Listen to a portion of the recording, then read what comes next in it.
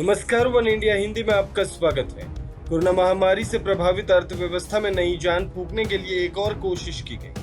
वित्त मंत्री निर्मला सीतारमण ने सोमवार को आर्थिक राहत पैकेज की घोषणा की। वित्त मंत्री ने आर्थिक उपायों की घोषणा करते हुए कहा कि कोविड से प्रभावित सेक्टरों के लिए 1.1 लाख करोड़ रुपए की क्रेडिट गारंटी योजना है और स्वास्थ्य सेक्टर के लिए 50,000 करोड़ रुपए रखे गए। वित्त मंत्री की प्रेस कॉन्फ्रेंस में 10 बड़े ऐलान किए गए, जिनमें स्वास्थ्य, पर्यटन, किसान, छोटे शहर और छोटे दुकानदार सभी का पूरा ध्यान रखा गया। केंद्रीय वित्त मंत्री ने बताया कि हेल्थ सेक्टर से जुड़ा एक राहत पैकेज दिया जा रहा है।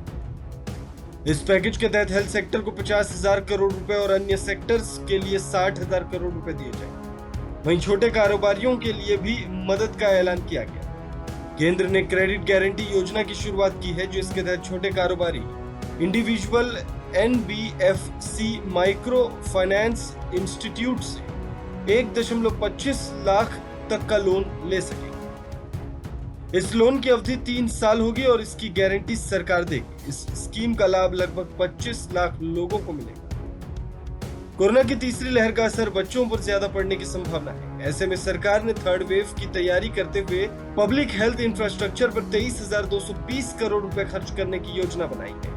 यह राशि 31 मार्च 2022 तक खर्च की जानी है। इनमें मुख्य जोर बच्चों के लिए विशेष तौर पर पीडियाट्रिक केयर और पीडियाट्रिक बेड बनाने पर दिया जाएगा। वहीं बच्चों के लिए स्वास्थ्य सेवाएं बढ़ाने पर भी फोकस होगा।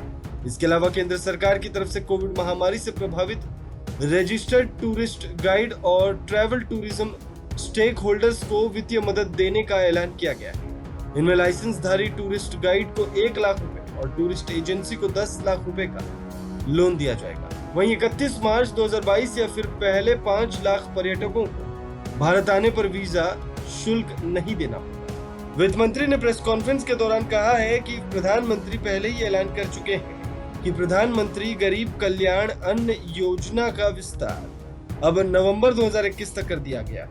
आत्मनिर्भर भारत रोजगार योजना का विस्तार भी 31 मार्च 2022 तक कर दिया गया। इस राहत योजना में किसानों का भी ख्याल रखा गया। वित्त मंत्री ने प्रेस कॉन्फ्रेंस के दौरान बताया कि देश के किसानों को 14,775 करोड़ रुपए की अतिरिक्त सब्सिडी दी गई है। इनमें 9,125 करोड़ रुपए की सब्सिडी केवल DAP पर दी गई है। वहीं NPK पर 5,650 करोड़ रुपए की सब्सिडी दी गई है।